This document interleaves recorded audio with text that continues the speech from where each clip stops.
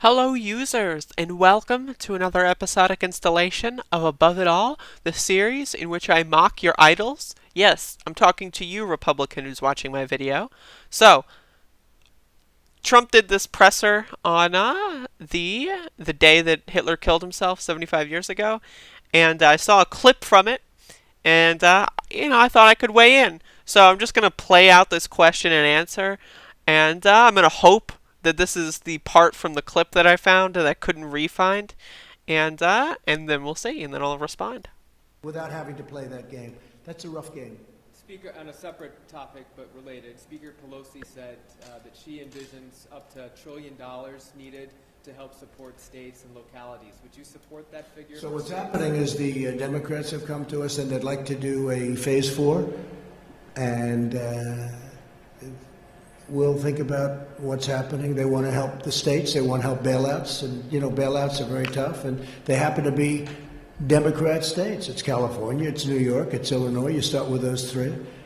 Okay, so do you remember during the impeachment fiasco when I believe it was one of the ladies that they had up during the week, where I sat here and watched all of it because I'm a fucking psychopath with no fucking thing to do in my life. But I think it was like Fiona something, and her main argument as to why the Ukraine call was an impeachable offense was, imagine if instead of Ukraine, Trump was on the phone with the governor of Louisiana, and imagine if Trump was like, all right, you help me out, and then I'll give you the money to prevent your people from dying. That was basically the situation with Ukraine. Now, and this is coming to fruition in real time, right? Like, this is why he was impeached. Now, again, he should have been impeached for everything. The Democrats are spineless fucking goofballs, and they wanted to try to impeach him on something that they aren't also, like they wouldn't also be convicted of if someone actually looked through their shit, which almost all of them are, sans, like, maybe 5 or 6 people in the entire fucking Congress.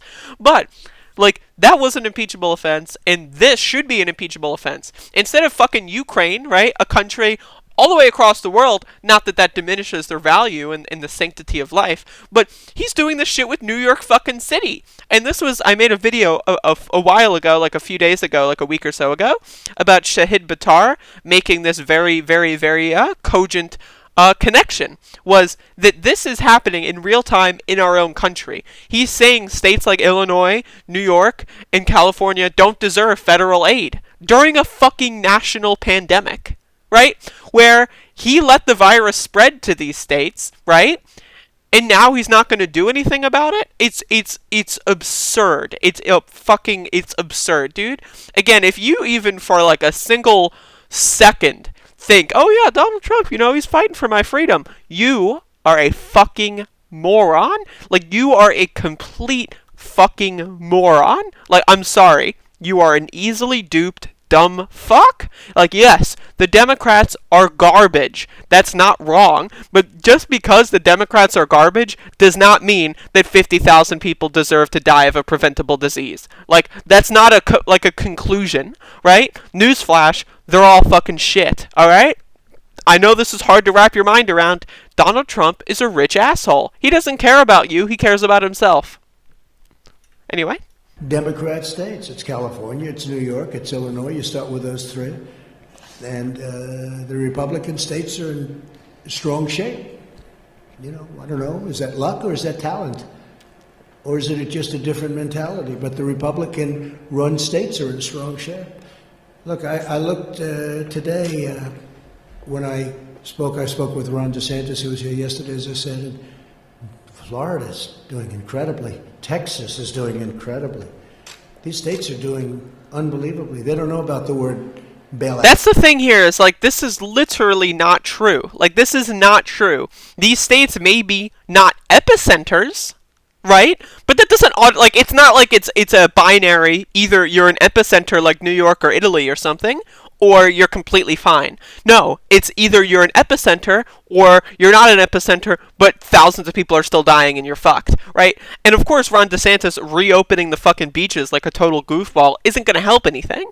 And especially Georgia as well, opening up all their fucking shit on May 1st. That's not helping anybody. I'm sorry, that's helping Nobody is being helped. Oh, I gotta go and get my paycheck and then die in 3 weeks. Hell, I hope those 3 weeks of paychecks are worth it. Spend it on crack or meth or something and just have fun. Ride it out. That's my opinion.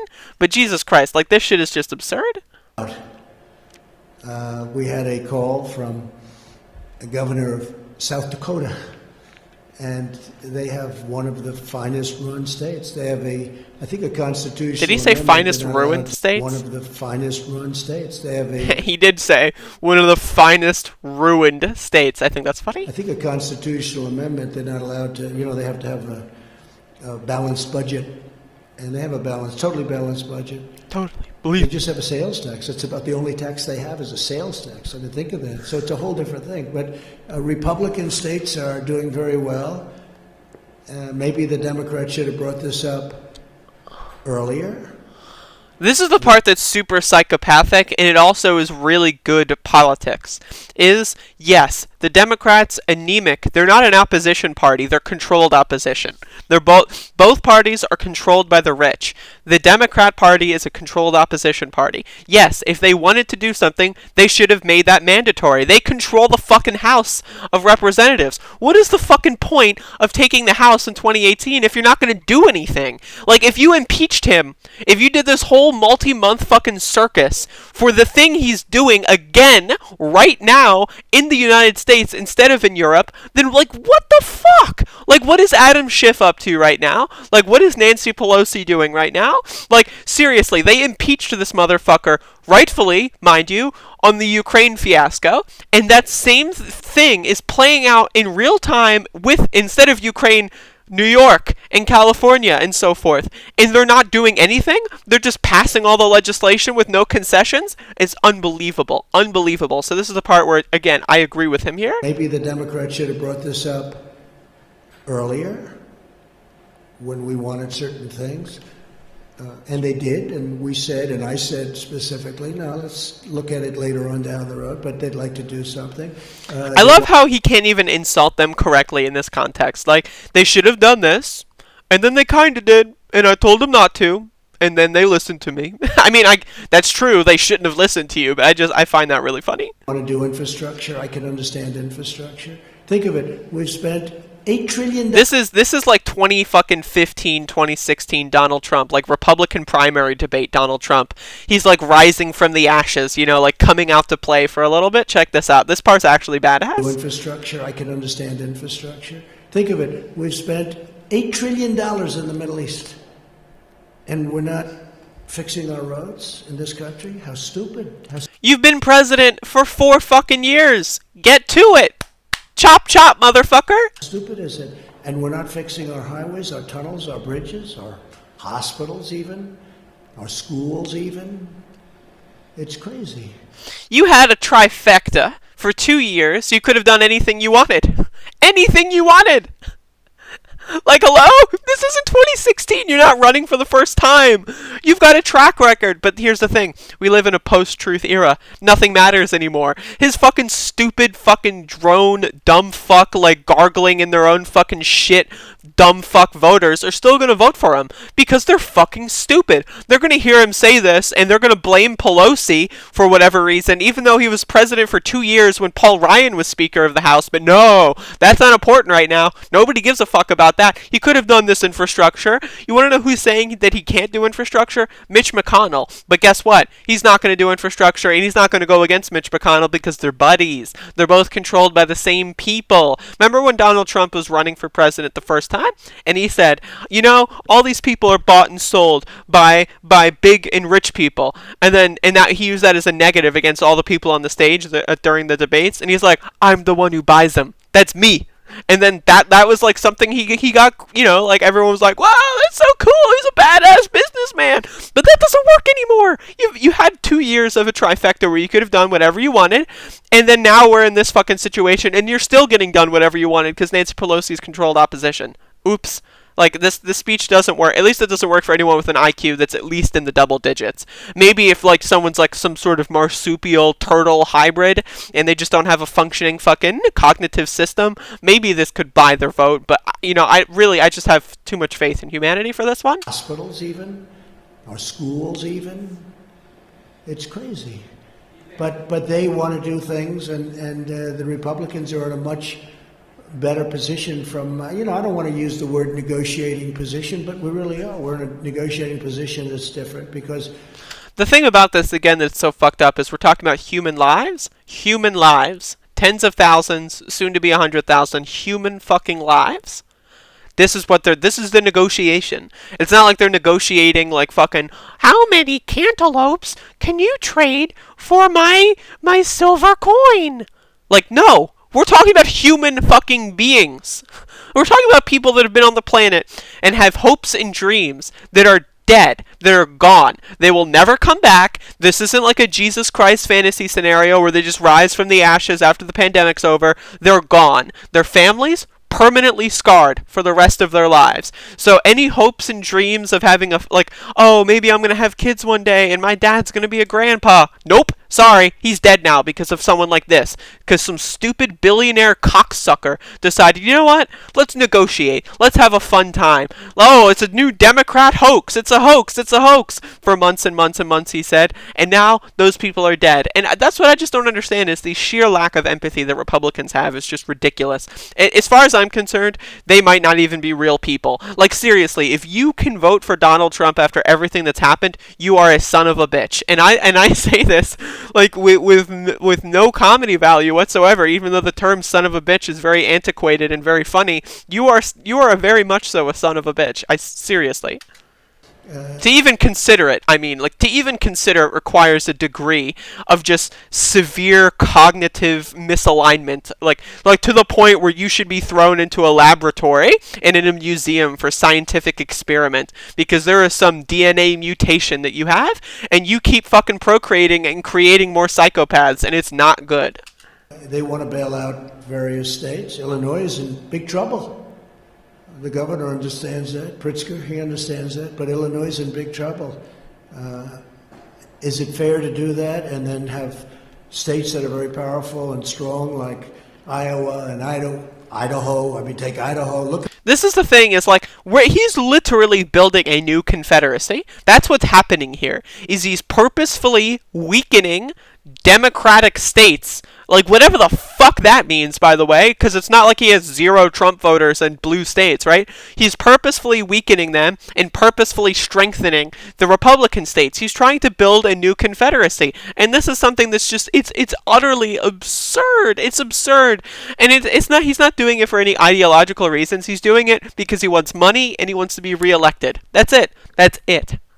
Look at all of these incredible... Imagine you're a Trump voter in Illinois, and maybe the governor's shit. I don't know much about the governor of Illinois. I know that the governor of New York, by the way, I'm going to do a video on this fucking bullshit coming up next, so watch the next video if you want to see fucking me rip apart Andrew Cuomo for being a fucking son of a bitch.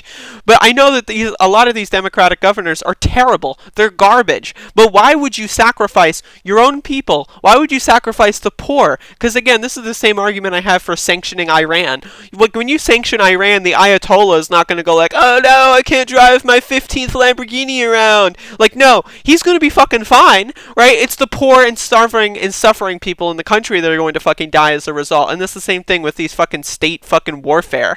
It's not, no, the governor of Illinois, he's going to be peachy clean. He's going to be fine. He's going to be chilling in his fucking mansion or whatever. And guess who's going to die? The poor people. And he's just making a bet. Hopefully the poor people are Democrat voters. Maybe I can get Illinois to turn red.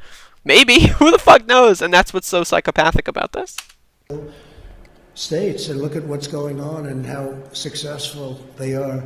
So you just take a look, and we're going to look at it. We're going to look at it. I think we want to take a little bit of a pause. But if we do that... I wish you could just pause the pandemic. I wish we could just say, like, all right, time out. All right, everyone stop dying of a disease that's preventable. Everyone just chill the fuck out.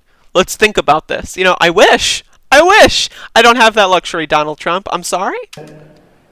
We'll have to get something for it. Okay?